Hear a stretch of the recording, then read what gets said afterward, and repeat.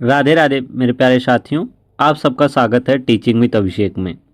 तो जैसा कि आप जानते हैं कि बिहार स्टेट का एग्ज़ाम चल रहा है। आज है 26 अक्टूबर। तो 26 अक्टूबर का दोस्तों आज पहले शिफ्ट का एग्ज़ाम हो चुका है। तो किस प्रकार से आपके प्रश्न पूछे जा रहे हैं दोस्तों, आइए हम जानते हैं। पूरा पेपर का एनालाइज करेंगे और अपना आप मिला लीजिएगा कि आपका कितना आंसर सही होता है। तो वीडियो को ज़्यादा तेज़ में ना देखकर आराम आराम से देखिए, स्किप बिना किए हुए, ठीक है ना। तो पसंद आएगा तो लाइक कर दीजिएगा, शेयर कर दीजिएगा और चैनल को सब्सक्राइब कर लीजिएगा, ताकि आपको दोस्तों सेकेंड शिफ्ट का भी आंसर की और किस प्रकार से प्रश्न आ रहा है वह आपको मिल जाए। और डेली का डेली जो है दोनों शिफ्ट का मैं लेकर आता हूँ, उस पर आधारित 30 जो है कि महत्वपूर्ण प्रश्न भी लेकर आता हूँ, ठीक है ना।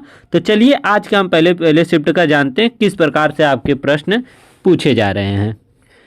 तो हमारा क्या है दोस्तों, हमारा इसमें रहेगा शिक्षण कला प्लस जीके का प्रश्न, ठीक है। याद रखिएगा, शिक्षण कला प्लस जीके का प्रश्न रहेगा शिफ्ट नंबर 1, जो आपका 9 से 11:30 बजे तक हुआ है उसी का रहेगा, ठीक है ना, 26 तारीख का, ठीक है। तो चलिए मैं स्टार्ट करता हूं। और पहला ही प्रश्न आपसे पूछा गया था। पहला प्रश्न इस प्रकार से आपसे पूछा गया था कि शिक्षण सहायक जो है सामग्री का उपयोग तभी प्रभावी होता है जब, कब जो है शिक्षण सहायक सामग्री का प्रयोग प्रभावी होगा। तभी प्रभावी होगा दोस्तों, तभी माना जाएगा जब विद्यार्थी उसे अच्छे तरीके से समझ ले, तभी उसको प्रभावी माना जाता है। तो आपका पहले का दोस्तों ए वाला आंसर क्या हो जाएगा, बिल्कुल आपका राइट हो जाएगा। तो इसी प्रकार से आपके दोस्तों प्रश्न पूछे जा रहे हैं, ठीक है ना। दूसरा है दोस्तों, आपसे पूछ लिया कि मूल्यांकन शब्द जो है कि अंग्रेजी शब्द से बना है। तो मूल्यांकन शब्द जो बना है दोस्तों आपका एवोल्यूशन से बना है, ठीक है। तो इस प्रकार से सी आंसर सही हो जाएगा। इसी प्रकार आपसे पूछ सकता है दोस्तों कि ड्राफ्ट जो है, ड्राफ्ट का हिंदी रूप क्या होगा, ठीक है। इसके बाद दोस्तों आपसे पूछ सकता है कि बेंचमार्क, बेंचमार्क का इंग्लिश रहेगा, ठीक है दोस्तों। बेंचमार्क का फिर पूछ लेगा आपसे कि हिंदी जो है कि इसका क्या होता है। ड्राफ्ट का पूछ सकता है दोस्तों, बेंचमार्क का भी पूछ सकता है आने वाले शिफ्ट में। तो यह है दोस्तों महत्वपूर्ण चीज़, तो इन चीज़ को भी याद रखिएगा आप लोग। अब है क्वेश्चन नंबर 3 दोस्तों। क्वेश्चन नंबर 3 है पुस्तकालय जो है शिक्षण का सहायक है क्या है। पुस्तकालय में क्या होता है दोस्तों, पुस्तकालय में वह चीज़ होती है यहाँ जहाँ विद्यार्थी क्या करता है, स्वतंत्र अध्ययन को बढ़ावा मिलता है, वह होता है पुस्तकालय। तो आपका 3 का डी आंसर क्या हो जाएगा, बिल्कुल इसमें सही हो जाएगा। बाकी दोस्तों इसमें 2 का दोस्तों आपका सी दोस्तों सही होगा, ठीक है। 2 का इसमें सी सही होगा, याद रखिएगा। अब है आपका क्वेश्चन नंबर दोस्तों 4। क्वेश्चन नंबर 4 कहता है कि एक अच्छे शिक्षक का प्रमुख गुण क्या होगा। अगर आप एक शिक्षक बन जाते हैं, अध्यापक बन जाते हैं बीपीएससी में, तो आपका सबसे अच्छा गुण क्या होगा। तो अच्छा गुण यही होगा कि अपने बच्चों के साथ सहानुभूति रखना, ठीक है ना, सहनशीलता रखना, उनसे प्रेम करना। अगर वहाँ प्रेम भी आ जाए, स्नेह भी आ जाए, तब भी क्या करिएगा आप, अगले शिफ्ट वाले भी अपना सही कर दीजिएगा, ठीक है। आने वाले दोस्तों नेक्स्ट 27-28 इस प्रकार से आपके प्रश्न पूछे जा सकते हैं। तो आपका दोस्तों 4 का बी आंसर क्या हो जाएगा, बिल्कुल राइट हो जाएगा। अब है आपका क्वेश्चन नंबर 5 कि शिक्षक की कक्षा प्रबंधन में सफलता निर्भर करती है। तो वह निर्भर करती है दोस्तों उसके संचार कौशल पर कि किस प्रकार से वह कम्युनिकेशन अपने बच्चों के साथ कर पा रहा है, तो उस पर निर्भर करता है। तो 5 का आपका बी बिल्कुल राइट हो जाएगा। अब है आपका क्वेश्चन नंबर दोस्तों 6। क्वेश्चन नंबर 6 है कि कक्षा के वातावरण को प्रभावी अर्थात अच्छा इफेक्टिव बनाने का सबसे प्रमुख घटक क्या हो सकता है। तो अच्छा है कि दोनों बच्चों के साथ क्या करना, सहयोगात्मक वातावरण दोस्तों लागू करना, इस प्रकार से माहौल उत्पन्न करना, तो सबसे ज़्यादा इफेक्टिव होगा। तो 6 का आपका दोस्तों सी आंसर दोस्तों 6 का हो जाएगा सेम, सी बिल्कुल सही। अब आपका क्वेश्चन नंबर 7 की अनुदेशात्मक विश्लेषण का तात्पर्य क्या है। तो अनुदेशात्मक विश्लेषण का तात्पर्य होता है कि अधिगम के चरणों का क्या करना, विश्लेषण करना, ठीक है। तो इस प्रकार से 7 का आपका बी क्या हो जाएगा, आपका बिल्कुल राइट हो जाएगा। अब है दोस्तों क्वेश्चन नंबर आपका 8। क्वेश्चन नंबर 8 पूछ सकता है कि सूक्ष्म शिक्षण को अभ्यास का प्रयोगशाला रूप किसने कहा है। तो यह कहे थे दोस्तों एलन और रायन, ठीक है। एलन और रायन जो को इन्होंने कहा था। इस प्रकार से 8 का आपका ए वाला बिल्कुल राइट हो जाएगा, ठीक है। अब आपका क्वेश्चन नंबर 9। क्वेश्चन नंबर 9 है कि सूक्ष्म शिक्षण में एक सत्र में औसतन कितने छात्र होते हैं। तो यह होते हैं दोस्तों आपके 5 से 10 छात्र होते हैं, कितने, 5 से 10 छात्र होते हैं एक औसतन जो है कि सत्र में। ठीक है, तो 9 का बिल्कुल ए हो जाएगा, बिल्कुल सही। अगर आपसे पूछ ले कि सूक्ष्म शिक्षण जो होता है वह कुल कितने समय अवधि का होता है, तो याद रखिएगा वह होता है आपका 36 मिनट का। कितना? 36 मिनट का होता है। अच्छा, अगर आपसे पूछ ले कि सूक्ष्म शिक्षण किसके लिए होता है, विद्यार्थी के लिए कि अध्यापक के लिए, तो क्या मारेंगे? तो यह होता है दोस्तों अध्यापक शिक्षण के लिए होता है। ठीक है ना, विद्यार्थी के लिए नहीं होता, अध्यापक के लिए होता है। तो यह चीज़ दोनों जो है कि पहला और दूसरा पॉइंट आप लोग बिल्कुल याद रखिएगा। अब है क्वेश्चन नंबर दोस्तों 10। क्वेश्चन नंबर 10 है कि सूक्ष्म शिक्षण में जो फीडबैक का मुख्य कार्य क्या होता है, तो उसका मुख्य कार्य यही होता है दोस्तों, प्रेरणा देना नहीं, त्रुटि को सुधार करना। ठीक है, त्रुटि का सुधार करना ही सूक्ष्म शिक्षण में जो फीडबैक होता है उसका मुख्य कार्य होता है। तो आपका बिल्कुल डी आंसर क्या हो जाएगा, 10 का बिल्कुल सही हो जाएगा। अब है दोस्तों क्वेश्चन नंबर आपका 11। क्वेश्चन नंबर 11 कहता है कि पाठ्य योजना का प्रथम चरण क्या होता है। तो पाठ्य योजना, अगर आप बीटीसी बीएड जो किए होंगे तो आप पाठ्य योजना बनाए होंगे, तो पाठ्य योजना का प्रथम कार्य क्या होता है, तो पाठ्य योजना का प्रथम कार्य ये होगा कि बच्चों को अपने उद्देश्य निर्धारण करना। ठीक है, तो आपका 11 का ए बिल्कुल राइट आंसर हो जाएगा। दोस्तों अभी तक आपने वीडियो को लाइक नहीं किया है तो लाइक जरूर कर दीजिए, और शेयर नहीं किया है तो बिल्कुल सबसे पहले जाइए शेयर कर दीजिए, ताकि आपके छोटे भाई बहन जो भी एग्ज़ाम देकर आए हैं वह अपना आंसर की मिला लें, और जो नहीं देकर आए हैं वह भी देख लें कि किस प्रकार से आपका प्रश्न पूछा जा रहा है, ताकि उनको सहायता मिल जाए। और दोस्तों चैनल को सब्सक्राइब इसलिए कर लीजिएगा ताकि आपको डेली का डेली तो करवाते ही हैं, सी टेट हुआ, यूपी टेट हुआ आपका आने वाला, ठीक है, एमआरएस हुआ, इन सब वैकेंसियों के लिए जो शिक्षण शास्त्र होता है दोस्तों वह मैं पढ़ाता हूँ, उसके साथ साथ हिंदी। तो इस चैनल के माध्यम से आपको दो चीज़ बेहद महत्वपूर्ण मिल जाती है। उसके बाद हमने किस प्रकार से सीटेट पास किया ये भी आपको रणनीति बताएंगे, तो आप भी उस रणनीति से पहली बार में सीटेट पास हो जाएंगे। ठीक है, बाकी दोस्तों इसलिए चैनल को सब्सक्राइब कर लीजिएगा। हमारा टारगेट है 5 के दोस्तों, बहुत ज़्यादा दूर नहीं है, केवल 1200 सब्सक्राइबर अभी कम है, तो 1200 फैमिली कर देंगे तो 5000 हमारी फैमिली जल्द हो जाएगी। केवल आपके पास 5 दिन है दोस्तों, अक्टूबर में आपको कर देना है। ये बस आपसे एक छोटी सी हमारी रिक्वेस्ट है दोस्तों। अब क्वेश्चन नंबर 12 पूछा था कि हेडी जो है मॉडल जो है किस पर केंद्रित होता है, तो यह होता है दोस्तों आपके विजुअल लर्निंग पर। किस पर? विजुअल लर्निंग पर आधारित होता है। तो 12 का आपका बिल्कुल ए आंसर क्या हो जाएगा, राइट हो जाएगा। अगर दोस्तों यहीं आपसे पूछ ले कि हाँ जो है कि प्रोजेक्ट, यहाँ मान लीजिए आपसे पूछ ले प्रोजेक्ट विधि आने वाले शिफ्ट में कि प्रोजेक्ट विधि किसने दिया था, ठीक है ना, तो आपसे प्रोजेक्ट विधि पूछ ले तो याद रखिएगा कि वह दिए थे आपके किलपैट्रिक। कौन दिए थे? किलपैट्रिक। ठीक है ना, इस चीज़ को भी आप लोग याद रखिएगा। अब दोस्तों क्वेश्चन नंबर आपका 13 कि पाठ्य योजना के बिना शिक्षण कैसा होता है। तो पाठ्य योजना के बिना शिक्षण दोस्तों क्या होगा, अनियमित होगा। क्या होगा? कोई अर्थ नहीं होगा। अगर आप पाठ्य योजना नहीं बनाए हैं तो क्या अधिक प्रभावी होगा, रचनाकार होगा? नहीं, अनियमित हो जाएगा, कोई अर्थ नहीं रहेगा। ठीक है, तो आपका दोस्तों क्या हो जाएगा, 13 का दोस्तों आपका बी आंसर दोस्तों बिल्कुल राइट हो जाएगा। अब आपका क्वेश्चन नंबर 14। क्वेश्चन नंबर 14 कहता है कि ब्लूम मॉडल में उद्देश्य, शिक्षण गतिविधि और मूल्यांकन का संबंध किससे होता है। तो इसका दोस्तों संबंध दोस्तों जो होता है वह होता है आपके त्रिस्तरीय त्रिकोण से होता है। ठीक है ना, तो किससे होता है दोस्तों? त्रिस्तरीय त्रिकोण से। नहीं दोस्तों, ये त्रिस्तरीय त्रिकोण से नहीं होगा। जो है कि ब्लूम का मॉडल उद्देश्य, शिक्षण गतिविधि जो होगा वह दोस्तों होगा शिक्षण अनुक्रम से होता है। किससे? शिक्षण अनुक्रम से होता है। तो 14 का बिल्कुल आपका ए वाला दोस्तों राइट हो जाएगा। अब आपका क्वेश्चन नंबर दोस्तों 15। क्वेश्चन नंबर 15 कहता है कि हर्बर्ट के 5 चरणों में तुलना का चरण का उद्देश्य क्या होता है।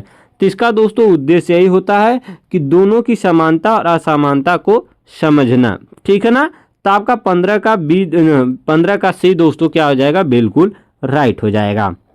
अब आपका क्वेश्चन नंबर 16। क्वेश्चन नंबर 16 कहता है कि बाल केंद्रित शिक्षण का अर्थ क्या होता है। तो बाल केंद्रित शिक्षण का अर्थ होता है कि छात्र की आवश्यकताओं को केंद्र में रखकर जो है कि सब कुछ करना, बालक को बीच में केंद्र मानकर। ठीक है, तो आपका 16 का बी आंसर बिल्कुल आपका राइट हो जाएगा। अब आपका क्वेश्चन नंबर 17 दोस्तों। क्वेश्चन नंबर 17 कहता है सहभागिता शिक्षण का मुख्य लाभ क्या होता है। तो सहभागिता शिक्षण से दोस्तों छात्रों की सक्रियता बढ़ती है। इस प्रकार से 17 का आपका बी आंसर राइट हो जाएगा। अब आपका क्वेश्चन नंबर 18 दोस्तों, क्वेश्चन नंबर 18 कहता है डाल्टन जो है कि प्लान किस विधि से संबंधित है। तो डाल्टन प्लान दोस्तों जो संबंधित है वह आपके व्यक्तिगत कार्य प्रणाली से संबंधित है। तो 18 का आपका बिल्कुल सी आंसर राइट हो जाएगा। अब दोस्तों क्वेश्चन नंबर आपका 19, क्वेश्चन नंबर 19 है समस्या जो है समाधान विधि का उद्देश्य क्या है। समस्या समाधान विधि का उद्देश्य यही होता है कि रचनात्मक सोच को क्या करना, विकसित करना। तो 19 का बिल्कुल आपका ए क्या हो जाएगा, बिल्कुल राइट हो जाएगा। अब आपका क्वेश्चन नंबर दोस्तों 20, क्वेश्चन नंबर 20 कहता है कि प्रश्नोत्तर विधि में शिक्षक की भूमिका क्या होती है। तो प्रश्नोत्तर विधि में शिक्षक की भूमिका यही होती है केवल मार्गदर्शक के रूप में। ठीक है, तो आपका 20 का बी बिल्कुल आंसर क्या हो जाएगा, राइट हो जाएगा। अब है आपका क्वेश्चन नंबर 21, क्वेश्चन नंबर 21 कहता है कि शिक्षण उद्देश्यों को प्राप्त करने का उपकरण क्या है। तो शिक्षण उद्देश्यों को प्राप्त करने का उपकरण जो दोस्तों होता है वह होता है आपका पाठ योजना। क्या होता है, पाठ योजना। तो 21 का बिल्कुल ए राइट क्या हो जाएगा, ए वाला एकदम आंसर करेक्ट हो जाएगा। अब है आपका क्वेश्चन नंबर दोस्तों 22, क्वेश्चन नंबर 22 कहता है कि अनुदेशात्मक जो है कि उद्देश्य निर्धारित करने में सबसे पहले क्या तय किया जाता है। तो यह दोस्तों सबसे पहले तय किया जाता है लक्ष्य और बिहेवियर ऑब्जेक्टिव तय किया जाता है। आपका 22 का बिल्कुल बी आंसर क्या हो जाएगा, बिल्कुल राइट हो जाएगा। अब है दोस्तों क्वेश्चन नंबर आपका 23, क्वेश्चन नंबर 23 पूछा था कि संज्ञानात्मक क्षेत्र का सर्वोच्च स्तर क्या है। तो सर्वोच्च स्तर तो जो होता है वह होता है सृजन अर्थात क्रिएशन करना। ठीक है ना, नई नई चीज। तो आपका 23 का डी आंसर क्या हो जाएगा, बिल्कुल सही हो जाएगा। अब है आपका क्वेश्चन नंबर 4 दोस्तों कि एप्लीकेशन जो है ब्लूम के टेक्सोनॉमी का कौन सा स्तर है। तो एप्लीकेशन जो आता है ब्लूम के टेक्सोनॉमी का दोस्तों जो स्तर होता है वह यह तीसरा स्तर है। कौन सा है, तीसरा स्तर। तो आपका 24 का बी आंसर क्या हो जाएगा, बिल्कुल राइट हो जाएगा। अब है आपका क्वेश्चन नंबर दोस्तों 25, क्वेश्चन नंबर 25 कहता है कि ब्लूम टेक्सोनॉमी के भावात्मक क्षेत्र दोस्तों होता है जो इफेक्टिव जो है संबंधित है वह किससे संबंधित है। तो यह संबंधित आपकी रुचि, दृष्टिकोण और दोस्तों मूल्य से संबंधित है। तो 25 का आपका बी आंसर क्या हो जाएगा, बिल्कुल आपका दोस्तों राइट हो जाएगा। अब है दोस्तों क्वेश्चन नंबर आपका 26, क्वेश्चन नंबर 26 कहता है कि कौन सा कथन आपका बिल्कुल सही है। तो इसमें से दोस्तों हो जाएगा कि हर छात्र जो सीखते हैं सीखने की उनकी क्षमता दोस्तों अलग अलग होती है। यही आपका बिल्कुल दोस्तों 26 का बी आंसर क्या हो जाएगा, बिल्कुल राइट हो जाएगा। अब है दोस्तों क्वेश्चन नंबर आपका 27, क्वेश्चन नंबर दोस्तों 27 है कि अधिगम की सर्वोच्च विधि कौन सी होती है। तो अधिगम की दोस्तों जो सर्वोच्च विधि होती है वो होती है करना और सीखना अर्थात लर्निंग बाय आपके डूइंग पर होती है। तो 27 का आपका बी आंसर क्या हो जाएगा, बिल्कुल राइट हो जाएगा। अब है दोस्तों क्वेश्चन नंबर आपका 28, क्वेश्चन नंबर 28 है कि प्रभावी जो है अधिगम का आधार क्या होता है। तो प्रभावी अधिगम का आधार होता है दोस्तों आपका क्या होता है, अनुभव होता है। क्या होता है, अनुभव। तो 28 का बिल्कुल आपका बी आंसर क्या हो जाएगा, करेक्ट हो जाएगा। अब है दोस्तों क्वेश्चन नंबर आपका 29, क्वेश्चन नंबर 29 कहता है कि शिक्षण का प्रमुख लक्ष्य क्या है। तो शिक्षण का प्रमुख लक्ष्य ये होना चाहिए व्यवहार में परिवर्तन लाना अपने बच्चों के। तो 29 का आपका बी आंसर क्या हो जाएगा, बिल्कुल करेक्ट हो जाएगा। अब है दोस्तों क्वेश्चन नंबर आपका 30, क्वेश्चन नंबर 30 है कि अधिगम में अस्थायित्व का अर्थ क्या होता है। तो अधिगम में अस्थायित्व का अर्थ होता है दोस्तों क्या करना, सीख को लंबे समय तक बने रहना। तो इस प्रकार से 30 का आपका बिल्कुल दोस्तों बी आंसर करेक्ट हो जाएगा। तो यह था दोस्तों आपका आर्ट ऑफ टीचिंग। अब हम करने वाले हैं दोस्तों आपके बिहार जी के। तो अभी तक आपने वीडियो को लाइक नहीं किया है तो लाइक कर दीजिएगा और चैनल को सब्सक्राइब नहीं किए हैं तो सब्सक्राइब तो बिल्कुल कर लीजिए दोस्तों। मोस्ट इम्पॉर्टेंट है आपके लिए सब्सक्राइब करना। सब्सक्राइब कर लेंगे तो कोई भी नोटिफिकेशन कोई भी चीज़ होगी आपके पास सबसे पहले पहुंच जाएगा, याद रखिएगा इस चीज़ को। अब है हमारा बिहार जी के दोस्तों, मिला लीजिए जो 10 जी के आता है। अब है बिहार का राज्य गीत कौन सा है। पूछा था बिहार का राज्य गीत कौन है। तो बिहार का राज्य गीत दोस्तों बिहार गान है। कौन सा है, बिहार गान। इसमें दोस्तों याद रखिएगा जो ये बिहार गान है ये आपके गीत जो है सत्यनारायण द्वारा दोस्तों लिखा गया था। किसके द्वारा, सत्यनारायण द्वारा लिखा गया था। और इस चीज़ को याद रखिएगा कि इसे दोस्तों हरिप्रसाद चौरसिया ने क्या किए थे, संगीतबद्ध किए थे। ठीक है ना, इस चीज़ को याद रखिएगा। अब आपका क्वेश्चन नंबर 32 दोस्तों कि सीपीयू का वह भाग जो गणना और तर्क करता है वह कौन है? तो वह है दोस्तों आपका ALU, ठीक है ना। तो आपका क्या हो जाएगा ALU। तो दोस्तों आपका ए ही वाला आंसर क्या हो जाएगा, बिल्कुल 32 का ए सही हो जाएगा। अब आपका क्वेश्चन नंबर दोस्तों 33 कि मानव शरीर में इंसुलिन जो होता है किस ग्रंथि से स्रावित होता है? तो यह होता है दोस्तों आपके अग्नाशय से। किससे? अग्नाशय के। तो आपका 33 का बी आंसर क्या हो जाएगा, बिल्कुल राइट हो जाएगा।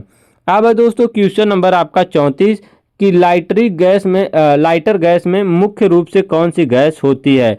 तो दोस्तों लाइटर गैस में जो होती है वह होती है आपकी मीथेन गैस। तो 34 का आपका बिल्कुल ए आंसर क्या हो जाएगा, राइट हो जाएगा। अब है दोस्तों क्वेश्चन नंबर आपका 35 कि दर्पण में प्रतिबिंब किस प्रकार का बनता है? तो जो दर्पण में प्रतिबिंब बनता है दोस्तों वह आभासी और सीधा बनता है, ठीक है। तो 35 का आपका बी आंसर क्या हो जाएगा, बिल्कुल दोस्तों सही हो जाएगा। अब है दोस्तों क्वेश्चन नंबर आपका 36 कि भारतीय अंतरिक्ष अनुसंधान संगठन अर्थात इसरो की स्थापना कब हुई थी? तो इसरो की स्थापना हुई थी दोस्तों 1969 में। तो आपका 36 का सी आंसर क्या हो जाएगा, बिल्कुल राइट हो जाएगा। अब है दोस्तों क्वेश्चन नंबर आपका 37 कि जीडीपी का पूरा नाम क्या है? तो जीडीपी का पूरा नाम होगा दोस्तों ग्रॉस डेवलपमेंट प्लान, नहीं, इसका दोस्तों जीडीपी का दोस्तों फुल जो होगा वह होगा ग्रास डोमेस्टिक प्रोडक्ट होगा, ठीक है ना, जीडीपी का फुल फॉर्म। तो आपका 37 का ए आंसर क्या हो जाएगा, बिल्कुल राइट हो जाएगा दोस्तों। अब है दोस्तों क्वेश्चन नंबर आपका 38 कि संविधान सभा के जो है कि अस्थाई अध्यक्ष कौन थे? तो संविधान सभा के दोस्तों जो अध्यक्ष थे अस्थाई जो, वह थे आपके डॉक्टर राजेंद्र प्रसाद। 38 का बिल्कुल ए आंसर क्या हो जाएगा, करेक्ट हो जाएगा। अब है दोस्तों 39 दोस्तों कि गुप्त काल में स्वर्ण मुद्रा को क्या कहा जाता था? तो स्वर्ण मुद्रा दोस्तों उसको कहा जाता था दिनार, गुप्त काल में स्वर्ण मुद्रा को। तो 39 का ए आंसर क्या हो जाएगा, आपका बिल्कुल राइट हो जाएगा। अब है दोस्तों क्वेश्चन नंबर 40 कि भारत में मानसून का आगमन दोस्तों सामान्य तिथि कब मानी जाती है? तब 15 जून से दोस्तों भारत में मानसून का आगमन आ जाता है। तो 40 का आपका बी आंसर क्या हो जाएगा, सही हो जाएगा।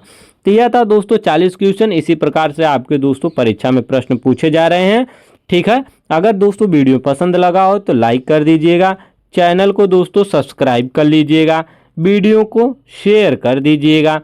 ये आपसे छोटी सी हमारे आपके समझ लिए छोटा भाई या बड़ा भाई आपसे दोस्तों एक गुजारिश है कि आप जरूर लाइक और शेयर और चैनल को सब्सक्राइब कर लीजिएगा और अपने ग्रुप में शेयर कर देंगे दोस्तों तो 5000 फैमिली हमारी पूर्ण हो जाएगी दोस्तों। लास्ट का मंथ इंतजार मत करिए दोस्तों, अगर आप चाहेंगे तो 5000 हमारी फैमिली जल्द हो जाएगी। अगर आप 5000 कर देते हैं दोस्तों, हमारे अंदर भी एक मोटिवेशन सा जागृत होगा कि आपके लिए बेहतर से बेहतर कंटेंट लाना, बेहतर से बेहतर चीज़ को बताना, ठीक है दोस्तों। तो चलिए दोस्तों, आपका सेकेंड शिफ्ट का पेपर आएगा, किस प्रकार से आएगा हम आपको बताएंगे, उसका भी एनालाइज करेंगे, ठीक है ना। तो चलिए दोस्तों, इसके साथ साथ अगर आप सीटेट नहीं पास हैं तो दोस्तों हमने सीटेट पर एक वीडियो बना दिया है जो कि आपका 8 जो है फरवरी को जो कि सीटेट होना एग्जाम तय हो गया है। उसका अभी आवेदन तिथि नहीं आई है, जल्द ही उसका फुल नोटिफिकेशन आ जाएगा। तो सीटेट के बारे में जानना है तो दोस्तों वीडियो के लिंक में रहेगा, तो जाकर उसके बारे में फुल जानकारी आप देख सकते हैं। तो चलिए दोस्तों, आपसे मिलेंगे नए वीडियो में नए टॉपिक के साथ। तब तक आप बिल्कुल तैयारी करते रहिए, जिन्होंने एग्जाम दे दिया है घबराइए मत, पास हो जाएंगे। तो चलिए, जय हिंद, वंदे मातरम, राधे राधे।